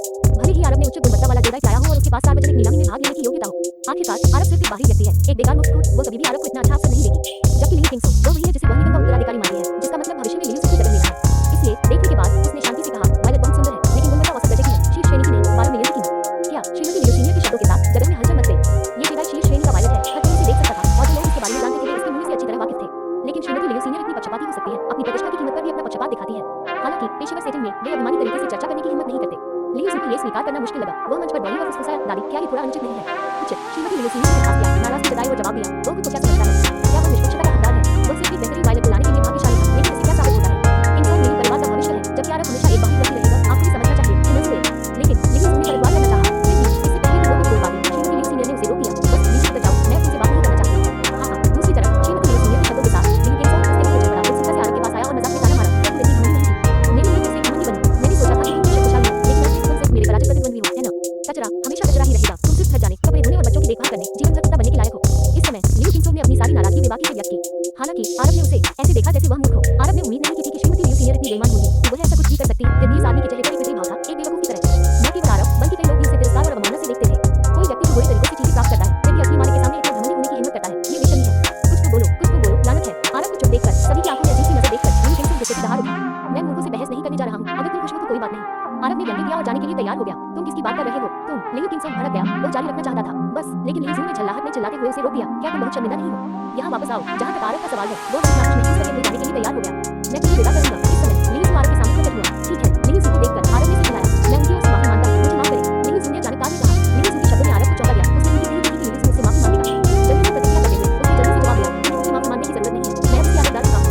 वास्तव में लियू परिवार में इतने समय के बाद उसे इन चीजों की आदत हो गई थी। अगर नतीजा कुछ और होता तो उसे अजीब लगता। क्या तुम घर जा रहे हो? आरव की उदासीनता को देखते हुए लियू ने जल्दी मैं कुछ दिनों के लिए उसकी देखभाल करने के लिए घर जाना चाहता हूँ। तुम जा सकते हो। लियू ने सिर हिलाया। लियू के संकेत के तहत आरव को पुराने निवास में भेज दिया गया। यह उसके माता पिता द्वारा छोड़ा गया घर है और यह बहुत विशाल है। दरवाजे से अंदर प्रवेश करते ही एक आंगन है जिसके अंदर सज्जा और फूल लगे हुए हैं। जैसे ही ज्ञान घर आए तो आगे वास्तव में एक पल के लिए भी आराम नहीं कर रही थी। हाय, तुम वापस आ गए। आरव को देखकर ज्ञान जल्दी से उसका अभिवादन करने के लिए आई। मुस्कुराते हुए कहा, मैं तुम्हारे लिए स्वादिष्ट बनाऊंगी। तुम अभी ठीक हो गई हो, बैठो और आराम करो, मैं बता दूंगी। लेकिन आरव ने उसे दबाते हुए इशारा किया, इसके अलावा तुम हमेशा ऐसा कुछ मत करना। समझ गया भाई। ये ज्ञान ने आज्ञाकारी ढंग से मधुरता से मुस्कुराया खाने के लिए बैठे और इंतजार कर रहे थे। खाते समय ये ज्ञान ने अचानक पूछा, वैसे आंटी ने मुझे देखते ही 50,000 युआन दिए, वो क्या है? ये ज्ञान की बातें सुनकर आरव का चेहरा एकदम बदल गया। जल्दी से पूछा, क्या तुमने इसे स्वीकार कर लिया? हाँ, उसने इसे देने पर जोर दिया, इसलिए मैंने इसे ले लिया। ये ज्ञान ने सिर हिलाया। वो बूढ़ी चुड़ैल आरव के कटोरा और चौक नीचे रख लिए और मन ही मन बोलते हुए कहा, आरव ने कभी उम्मीद नहीं की थी कि आंटी इतनी बेशर्म होगी, जाहिर तौर पर 50,000 युआन से पुराने घर को जबरन खरीदने का इरादा रखती है। क्या हुआ? क्या मैंने परेशानी खड़ी कर दी? आरव को थोड़ा गुस्से में देखकर ये ज्ञान ने जल्दी से पूछा, कुछ नहीं हुआ, ये तुम्हारी गलती नहीं है, खाते रहो। आरव ने अपना सिर हिलाया और ये ज्ञान के साथ खाना जारी रखा। वे कहाँ हैं? अपना पिछवाड़ा यहाँ से निकालो। वे खाना खत्म ही नहीं कर पाए थे कि बाहर से चिल्लाने की आवाज आई। आंटी की आवाज पहचानते हुए, तुम अंदर रहो, मैं जाकर देखता हूँ। आवाज सुनकर आरव ने थोड़ा इशारा किया और बाहर चला गया। निश्चित रूप से आंटी ने लोगों का एक समूह लाया। आरव के करीब विश्वास को अवरुद्ध कर दिया। ऐसा लग रहा था कि उनके इरादे बुरे थे। ओह, मुफ्त में वापस आ गया है। आरव को देखकर आंटी ने तिरस्कार भरी नजर से देखा और कहा, अच्छा हुआ तुम्हारी बहन ने मेरे पैसे स्वीकार कर लिए, पुराना था। मुझे देखने के लिए सहमत हो गई। तुम लोगों को तुरंत बाहर चले जाना चाहिए, नहीं तो मैं तुम्हारे साथ दोस्ताना व्यवहार नहीं करूंगी और अगर कुछ बुरा होता है तो मेरी चिंता का विषय नहीं है। मोती के बाद उसने अपने पीछे उन लोगों को गर्व से देखा। ये उसके मायके के परिवार से मिले सहायक थे जो आरव और ज्ञान को पुराने घर से बाहर निकालने और उसे अकेले लेने का इरादा रखते थे। उसकी बातें सुनकर आरव किसी काम उठा और चिल्लाया, मैं किसी को चुनौती दे सकता हूँ? नहीं हिम्मत, इतने सारे लोगों के साथ मैं तुम्हारी जैसे काय से डरता हूँ। आंटी ने तुरंत जोर से हंसते हुए तिरस्कार किया, तो उन्हें कोशिश करने दो। आरव ने तिरस्कारपूर्ण भाव दिखाते हुए व्यंग्य किया। हालांकि उनके हाथ में डंडे थे, लेकिन आरव पहले वाले आरव नहीं थे। अपने मार्शल आर्ट कौशल को विकसित करने के बाद आरव का ये दूसरा मौका था जब वे कार्रवाई कर रहे थे। कौन जानता है कि वे मार खा पाएंगे या नहीं। अध्याय 8 पेशाब करने से डर लगता है। भाई, क्या हो रहा है? इस समय ये ज्ञान बाहर आए और दृश्य देखकर भ्रमित होकर पूछा, छोटी लड़की, तुम यहाँ बिल्कुल सही समय पर आई हो। ये ज्ञान को बाहर आते देख आरव की चाची ने जल्दी से सवाल किया, तुम मेरे पैसे कैसे ले सकती हो और फिर उसे स्वीकार नहीं कर सकती? पहले हम स्पष्ट रूप से सहमत थे, घर मुझे 50,000 युआन में बेचा जाएगा और अब तुम अपने भाई से मुझे रोकने को कह रही हो, इसका क्या मतलब है? जैसे जैसे और लोग उसके आसपास इकट्ठा होते गए, वह जोर से बोलने लगी और ज्यादा अनुचित हो गई। वास्तव में एक कशिश जैसी लग रही थी। सब लोग खुद ही फैसला करो। उनके परिवार ने बहन के इलाज के लिए 50,000 युआन में घर खरीदने के लिए मुझसे घुटनों के बल पर विनती की और मैं सहमत हो गई क्योंकि मुझे उनके लिए दुख हुआ। लेकिन अब वे उससे इनकार कर रहे थे। उसकी बातों के बाद जो लोग आरव की पारिवारिक स्थिति को जानते थे उन्होंने आरव और उसकी बहन पर उंगली उठानी शुरू कर दी। निश्चित रूप से दयालुता की बात नहीं थी। विवरण से अनजान ग्राम प्रधान ने आगे बढ़कर पूछा, कैंडल, ये सही नहीं है। आप जो भी हुआ था उसे कैसे स्वीकार नहीं कर सकते? ग्राम प्रधान, ऐसा नहीं है। ये दृश्य देखकर ये ज्ञान अचानक घबरा गई और दयनीय रूप से समझाया, मेरे लौटने के बाद उसने मुझे 50,000 युआन देने पर जोर दिया। मुझे ये नहीं चाहिए था। जब मैंने पूछा कि क्यों, तो उसने सच नहीं बताया। तो शिक्षक बाहर से मुझ पर बयान आते हैं और वो मुझे इलाज के लिए देना चाहती है। अगर मुझे पता होता कि ये पैसा पुराना घर खरीदने के लिए तो मैं इसे किसी भी कीमत पर स्वीकार नहीं करता। ये ज्ञान की बातों के बाद पुराने ग्राम प्रधान ने आरव की चाची की ओर देखा, कुछ हद तक नाखुश, और पूछा, क्या ये सच है? अंकल दे, आपको मेरे लिए खड़ा होना चाहिए। लेकिन आरव की चाची ने बिना कुछ कहे ही कुछ नहीं करी और उसने ये ज्ञान को डांटते हुए कहा, तुम छोटी लड़की हो, जब तुम अभी भी बच्ची हो तो झूठ बोलने की हिम्मत कैसे कर रही हो? मैंने तुम्हें पहले ही साफ-साफ बता दिया था, तुम्हारे परिवार का पुराना घर 50,000 में खरीद लिया है और अब तुम मना कर रही हो। ये सोचकर कि मेरे परिवार को धमकाना आसान है ना? ठीक है, अब मैं समझ गया। तुम्हारे लिए बेकार मुद्दा से एक बकवास निशानी थी और ये बकवास छोटा छूटा तुम रिश्तेदार एक असली दुर्भाग्य हो। आज तुम्हें का दुर्भाग्य। बस उसके आपत्तिजनक शब्दों के बाद आरव उसे सिखाते हुए उसे धमकाने के लिए उसके सामने पड़ा। मेरी बहन ऐसी नहीं है जिसे तुम धमका सको। एक और अपशब्द कहने की कोशिश करो, मैं शर्त लगाता हूँ ये छोटी लड़की अपनी बात पर अड़ी रहने की हिम्मत नहीं करेगी। लेकिन आरव की धमकी का सामना करते हुए उसकी चाची ने विश्वास नहीं किया और इसके बजाय और अधिक उत्साहित हो गई। लेकिन उसके बोलने से पहले आरव ने हाथ उठाया और उसे थप्पड़ मार दिया। तमाचा एक तीखी आवाज के साथ उसके चेहरे पर लाल हथेली का निशान दिखाई दिया। ये देखकर हर कोई दंग रह गया। उम्मीद नहीं थी कि आरव वास्तव में हमला करने की हिम्मत करेगी। तुमने मुझे मारने की हिम्मत की, तुम मेरे परिवार की बेकार। मोती ने मुझे मारने की हिम्मत की। यह महसूस करने के बाद क्या हुआ था? आरव की चाची तुरंत पागल हो गई। एक कशिश की तरह आरव की ओर इशारा करते हुए और उसे गाली देते हुए, इसलिए उसने इशारा किया, उसे मारो, इस मोटे को मार डालो। अगर वह मर गया तो यह मेरी जिम्मेदारी है। उसके इशारे पर उसके साथ आए गुंडों ने लाठी उठाई और आगे बढ़े और दृश्य अचानक अराजक हो गया। लेकिन आरव बेहद शांत रहा। एक थप्पड़ से आरव ने उनमें से एक को उड़ा दिया। उनके चेहरे पर चोट लगने से सूजन आ गई। इसके साथ ही आरव के अंदर का विशाल सच्चा खून सक्रिय हो गया। उसके अंदर घुस गया। उसकी गति और ताकत और भी भयानक हो गई। एक पल में जैसे ही आरव तेजी से आगे बढ़ा, लाठी पकड़े हुए उन दोनों ने गोली चलाना शुरू कर दिया। बस पलक झपकते ही वे सभी आरव द्वारा थप्पड़ मारे गए और उड़ गए। उनके लोगों ने अपने चेहरे पकड़े, अविश्वास के भाव से आरव को देखा। यह कुछ लड़ाई में इतना अच्छा कैसे हो गया? ये देखकर आरव की बातें कर गई और अवाक रह गई। उसने कभी नहीं सोचा था कि आरव न केवल हमला करने की हिम्मत रखता है बल्कि इतना गुस्सा भी है। कई साधारण लोग उसके सामने नहीं थे। आरव को इतना शक्तिशाली देखकर वो फिर से कांपने लगी और आरव को बहुत ही खौफनाक नजर से देखने लगी। इस तरह के लोग उन्हें खास होते हैं। छोटी बहन, ऐसे निकलो। उन लोगों को नीचे गिराने के बाद आरव ने ये ज्ञान को एक त्वरित संकेत दिया। ठीक है, ये ज्ञान ने प्रतिक्रिया करते हुए 50,000 युआन निकाले। पैसे पकड़े हुए आरव अपनी चाची के सामने आया और ठंडे अंदाज में चेतावनी दी, चाची, मैंने आपको पहले ही चेतावनी दी थी कि पुराने घर पर नजर मत रखो। मैं आपको सलाह देता हूँ कि अपनी छोटी-मोटी तरकीबें छोड़ दो, मेरी हर बार मत करो, नहीं तो परिणाम भुगतो। तुम मेरे साथ जो भी करो, मैं एक बड़े के तौर पर तुम्हारा सम्मान करता हूँ, मैं इसे बर्दाश्त नहीं कर सकता। लेकिन अगर तुमने मेरी बहन के साथ कुछ भी करने की हिम्मत की तो मैं इसे बर्दाश्त नहीं करूंगा। भले ही इससे मेरी जान चली जाए, मैं अपने साथ किसी और को भी नीचे गिरा दूंगा। अगर आपको यकीन नहीं होता तो बेझिझक कोशिश करें। इस समय आरव की अभिव्यक्ति और आभा अविश्वसनीय रूप से डराने वाली थी, जिसे आरव की चाची कर गई। इस बीच जैसे ही आरव की नजर इधर-उधर घूमी, किसी ने उससे मिलने की हिम्मत नहीं की। उसकी नजर डरावनी थी जिसने सभी को चौंका कर चुप करा दिया। चलो चले, हम घर जा रहे हैं। किसी को भी बोलने की हिम्मत न करते देख आरव के ज्ञान को वापस घर में ले गया। हफ जैसे ही आरव चला गया, उसकी चाची और बाकी लोग चौंक कर जमीन पर बैठ गए और भारी सांस ले रहे। आरव अब इतना भयानक क्यों है? वो वाकई बहुत मजबूत है। इतने सारे लोग लाठी लेकर भी उसका मुकाबला नहीं कर सकते। ऐसा व्यक्ति नाराज होने से परे है। इस बीच गांव वाले चुपचाप चर्चा करने लगे। आरव ने जो किया उसके बाद भविष्य में ये नकली ज्ञान और आरव से दूर रहेंगे, उन्हें भटकाने की वजह से। साथ ही गांव की मुखिया ने अपनी होने की होगी। ऐसा लगता है कि ये निराशा उस बच्चे से आउटलाइन के लिए बहुत बड़ा झटका है। इतना अच्छा बच्चा उम्मीद है कि गलत रास्ते पर नहीं जाएगा। असहाय होकर अपना सिर गिराने के बाद गांव की मुखिया ने लोगों को ढूंढने जाकर छोड़ दिया। एक आरव की चाची और उसके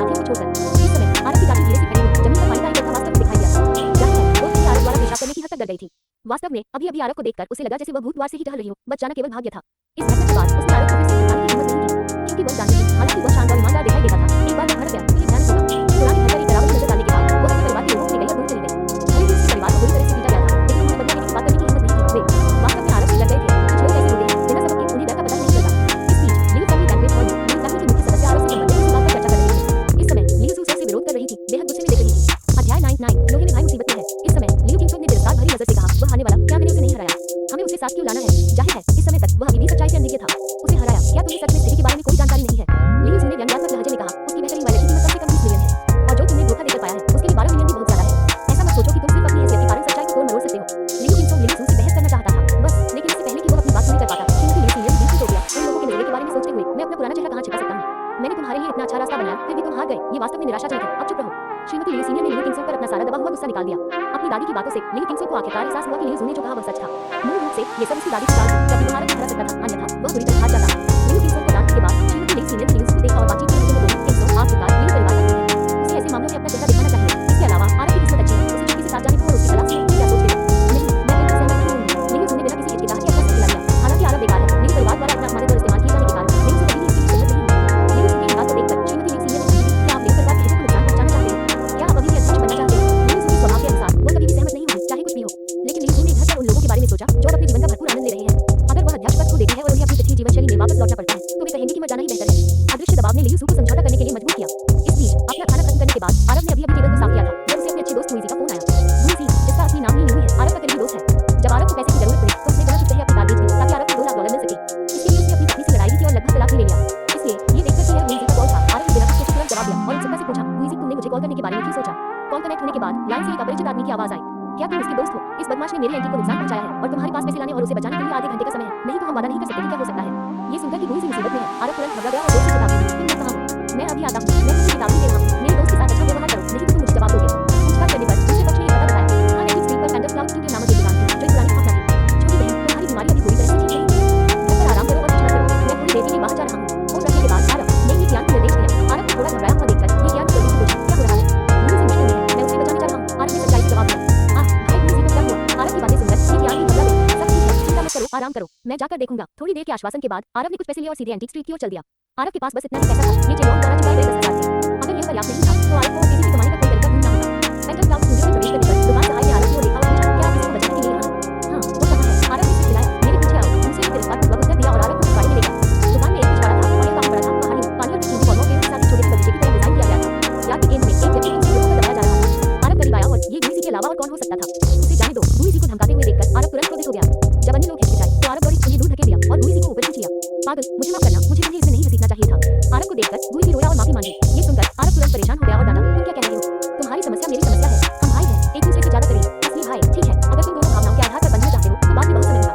क्या तुम पैसे लाए हो? उस समय समूह के नेता ने ठंडे स्वर में उनकी बातचीत को बाधित किया। आरव ने उसकी ओर देखा, वो आदमी 50 के दशक में लग रहा था, वो कमीज की टोपी और नीला कोट पहने हुए स्पष्ट रूप से यहाँ दुकानदार था।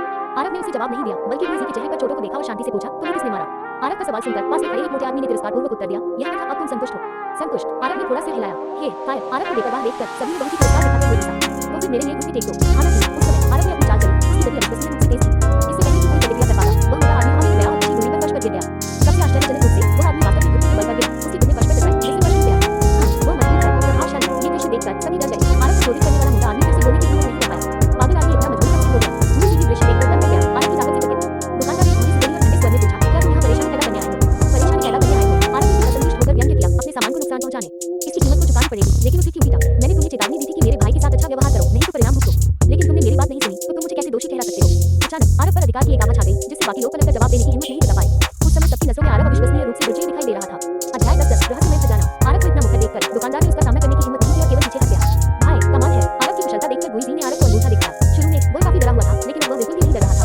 वह जानता था कि आरव के आसपास होने से वह बहुत सुरक्षित रहेगा। चूंकि आप उसका मुआवजा दे रहे हैं, तो बस भुगतान कर दे। दुकानदार ने उसी समय लुइजी द्वारा क्षतिग्रस्त की गई प्राचीन वस्तु को बाहर निकाला और उसका परिचय देते हुए कहा, ये राजवंश का चीनी मिट्टी का बर्तन है, जिसे सावधानीपूर्वक तैयार किया गया है और पूरी तरह से संरक्षित किया गया है। विशेषज्ञों का अनुमान है कि यह 880,000 है। उसकी हरकतों से आरव ने एक टुकड़ा चीनी मिट्टी का बर्तन देखा, जो स्पष्ट रूप से किसी क्षण पहले मिला था। क्या ये वही है? आरव ने अपने बगल में लुइजी को देखा और पूछा। लुइजी ने सिर हिलाया और कुछ हद तक दुखी होकर जवाब दिया, हाँ, तुमने इसे ठीक से सेट नहीं किया, मैंने जल्दी से इसे छू लिया और यह गिर गया और टूट गया। लुइजी के शब्दों के बाद एक मोटा आदमी बाहर खड़ा और धमकी दी, बच्चे, क्या तुम झूठ बोलने की कीमत जानते हो? आरव ने ठंडी आवाज में कहा, उसकी ठंडी नजर से देखते हुए चेतावनी दी, क्या तुम मेरे दोस्त को धमकी देने की कीमत जानते हो? आरव के शब्दों के बाद उस आदमी ने आखिरकार प्रतिक्रिया दी, अपनी गर्दन से बोली और जल्दी से कुछ कदम पीछे हट गया।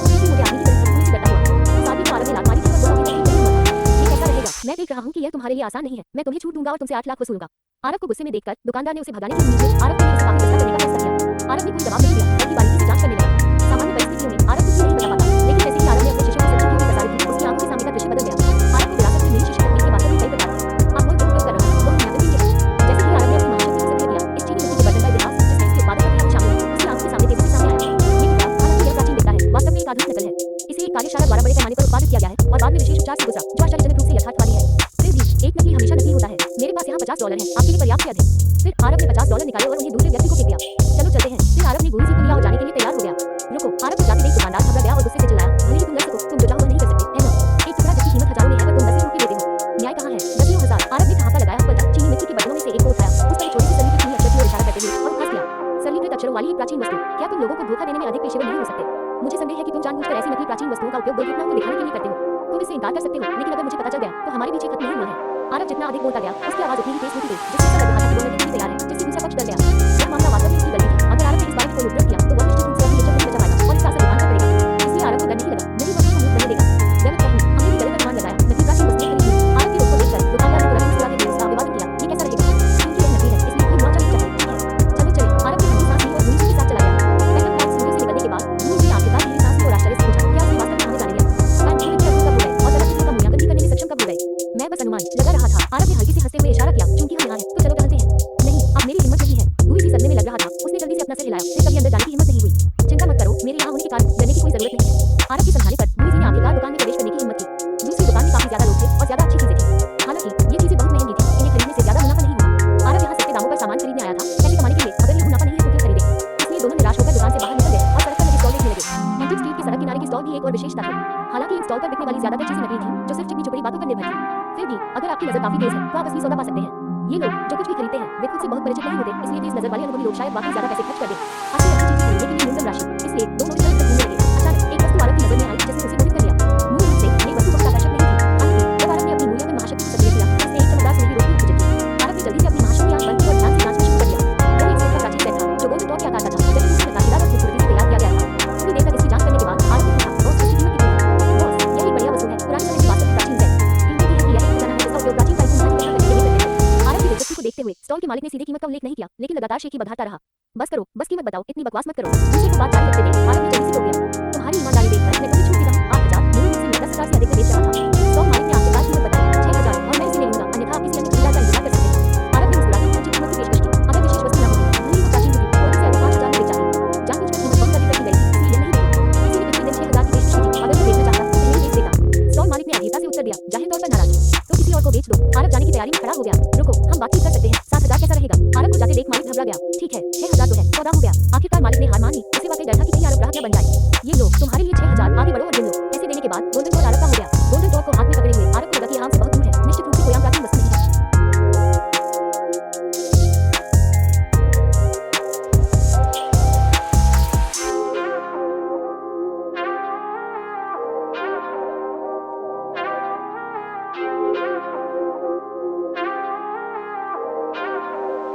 अध्याय 11 खजाना इकट्ठा करने वाली गोल्डन टॉप की उत्पत्ति। स्टॉल मालिक को पैसे मिलने के बाद वो अंदर से कीमत पूछी। दरअसल ये वस्तु कुछ ऐसी थी जिसे उसने गांव से कुछ 1,000 रुपये में खरीदा था, फिर उसे वापस करके 7,000 में बेचा, जिससे उसे 50,000 से ज्यादा का मुनाफा हुआ। ये स्पष्ट है कि ये व्यवसाय वास्तव में बहुत ज्यादा मुनाफे वाला है। 3 साल तक कोई व्यवसाय नहीं, फिर भी बिक्री में 3 साल के लिए पर्याप्त मुनाफा। ये निश्चित रूप से कोई अच्छी शक्ति नहीं है। पूरे दिन तुमने एक और हाथी बनाया है ना? तुमने कितना कमाया है? 10,000। पास के स्टॉल मालिक ने ईर्ष्या से पूछा। ऐसा नहीं है, मैंने सिर्फ कुछ 1,000 कमाए। वो व्यक्ति इसे स्वीकार नहीं करता। उसकी बकवास मत सुनो, उसने ये वस्तु 6,000 रुपये में खरीदी थी और अब इसे 7,000 में बेच रहा है। वो वाकई दे रहा है। दूसरे स्टॉल मालिक ने तुरंत उसकी पोल खोल दी। उसी समय उसने आरव को संकेत दिया, मैं एक आदमी की तरह बिल्कुल भी निर्दयी नहीं हूँ। यहाँ सभी सामान असली है और उचित मूल्य पर है। आरव ने एक नजर डाली और देखा कि वे सभी घटिया हाई एंड प्रतिकृतियां थीं, फिर भी वह बेशर्मी से उन्हें प्रदर्शित कर रहा था। आरव के बगल में गुई ने चिंतित होकर पूछा, भाई वे जो कहते हैं क्या हमें ज्यादा पैसे देंगे? चिंता मत करो, हमने इससे बहुत बड़ा मुनाफा कमाया है। आरव आत्मविश्वास से मुस्कुराया, हाँ क्या मूर्ख है, ठगा जा रहा है और फिर भी इतना खुश है। उसे वास्तव में वह मिला जिससे वो हंसा था। अन्य स्टॉल मालिकों ने आरव को इतना पैसा खर्च करते हुए भी इतना कुछ देखकर बढ़ाया। इस बीच वे सोच रहे थे कि कैसे आरव को बचे हुए पैसे से ठगा जाए। उन्होंने पहले देखा था जब आरव ने अपने पैसे निकाले थे उसके पास अभी भी कई हजार बचे थे, लेकिन आरव ने उन पर कोई ध्यान नहीं दिया। इसके बजाय उसने गोल्डन टॉप को पकड़ लिया और अपनी सुपर पावर आई को एक बार फिर सक्रिय कर दिया। जैसे ही आरव ने ट्रेजर डिटेक्टिंग आई तकनीक को सक्रिय किया, एक सुनहरी चमक फिर से दिखाई दी जो बहुत ही चमकदार थी। आखिर क्या हो रहा है? आरव ने वहीं से कोई कुछ हद तक हैरान। हालांकि इस समय आरव के डेंटिन के भीतर निशान चोटी हुई बेचैनी से हिल रही थी, जो सुनहरी चमक से बहुत ऊंची दिखाई थी। क्या ये हो सकता है? सत्य के संकेत के साथ आरव ने जल्दी से अपनी चोटी को तलाशने के लिए प्रसारित किया। वास्तव में जैसे ही उसने चोटी को अपने हाथों में डाला, गोल्डन टॉप पर सुनहरी चमक धीरे धीरे अवशोषित हो गई। वाह, एक बार जब सुनहरी चमक पूरी तरह से अवशोषित हो गई तो आरव अवाक रह गया। ये पता चला कि उसके अंदर चोटी हुई स्ट्रैंड सुनहरी चमक को अवशोषित करने के बाद दोगुनी से भी अधिक हो गई थी और बहुत मजबूत हो गई। दरअसल जब सच्चा अधिक शक्तिशाली हो गया और इसका उपयोग करना अधिक सहज हो गया, जिससे ये अधिक दुर्जय हो गया। यह एक प्रसिद्ध प्राचीन टाइकून द्वारा जीवन भर पोषित एक धन आकर्षित करने वाला खजाना है। केवल उस नाम से ही यह अनिश्चित है कि कितने लोग इस गोल्डन टॉप को खरीदने के लिए पड़ेंगे, चाहे कीमत कुछ भी हो। इस बीच स्टॉल मालिक आरव का मजाक उड़ाते रहे, आवाज मुश्किल से सुनाई दे रही थी, फिर भी हुई ने सुनी। तुम बहुत ज्यादा हो, लड़ाई शुरू करना चाहते हो। तुम भी अचानक बोल गया, वह आरव का बचाव करना चाहता था। हाँ, लेकिन स्टॉल मालिक सिर्फ उपहास करते रहे और कुछ नहीं कहा। ऐसे बहरे लोगों को देखकर आरव को उनसे निपटने की कोई इच्छा नहीं थी। कोई आश्चर्य नहीं कि वे यहाँ अपना जीवन बिताकर अभी नहीं बढ़ सकते। इस समय एक सफेद दाढ़ी वाला बूढ़ा आदमी आरव के सामने आया और आश्चर्य से पूछा, "तुम आदमी, क्या मैं इस गोल्डन टॉप को देख सकता हूँ?" बिल्कुल, आरव ने सिर हिलाया और गोल्डन टॉप को बूढ़े आदमी को सौंप दिया। जब बूढ़े आदमी को गोल्डन टॉप मिला तो उसने एक आवर्धक कांच निकाला और ध्यान से उसका मूल्यांकन करना शुरू कर दिया। क्या एल्डर जू यहाँ है? क्या ये वास्तव में एल्डर जू का ध्यान आकर्षित करने के लिए बहुत मूल्यवान चीज हो सकती है? एल्डर जू प्राचीन वस्तुओं की दुनिया में एक बहुत बड़ी हस्ती है। लाखों की कीमत वाली चीजें उनकी नजर में नहीं आती हैं, तो क्या ये वस्तु बहुत मूल्यवान हो सकती है? जैसे ही बूढ़ा आदमी दिखाई दिया, आसपास के लोग आश्चर्यचकित होकर इकट्ठा हो गए और बातें करने लगे। थोड़ी देर तक इसका मूल्यांकन करने के बाद एल्डर जू ने और अधिक आश्चर्य से कहा, "ये वास्तव में अविश्वसनीय है। मुझे उम्मीद नहीं थी कि खजाना इकट्ठा करने वाला गोल्डन टॉप वास्तव में इस दुनिया में मौजूद होगा।" खजाना इकट्ठा करने वाला गोल्डन टॉप। एल्डर जू की बातें सुनकर सभी हैरान रह गए। भीड़ की उलझन देखकर एल्डर जू ने धैर्यपूर्वक समझाना शुरू किया, "आप सभी शेन वानसिंग को जानते हैं, है ना? हाँ, मिंग राजवंश के दौरान जियांगन के पहले टाइकून।" सभी ने सिर हिलाया। भीड़ की प्रतिक्रिया के बाद एल्डर जू ने आगे कहा, "ऐतिहासिक अभिलेखों के अनुसार शेन वानसिंग मूल रूप से एक साधारण व्यक्ति थे। उन्होंने गलती से एक खजाना इकट्ठा करने वाला सुनहरा गोल्ड प्राप्त किया था। खजाना इकट्ठा करने वाले सुनहरे गोल्ड को प्राप्त करने के बाद शेन वानसिंग की सोच नाटकीय रूप से बदल गई और उन्होंने बहुत भाग्य का अनुभव किया। अंततः मिंग राजवंश के दौरान जियांगन के पहले टाइकून बन गए। शेन वानसिंग के दुर्भाग्य का सामना करने के बाद खजाना इकट्ठा करने वाला सुनहरा गोल्ड गायब हो गया। अब वानसिंग की बहुत गायब हो गया।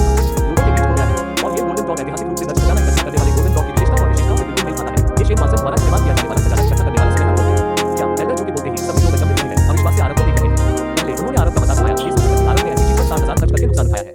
लेकिन उन्हें उम्मीद नहीं थी कि गोल्डन टॉप की उत्पत्ति इतनी प्रसिद्ध होगी, संभावित रूप से एक भाग्य के बराबर। तभी उन्हें एहसास हुआ कि वास्तव में कौन अनजान था, जिसके पास वास्तव में अंतर्दृष्टि की कमी थी।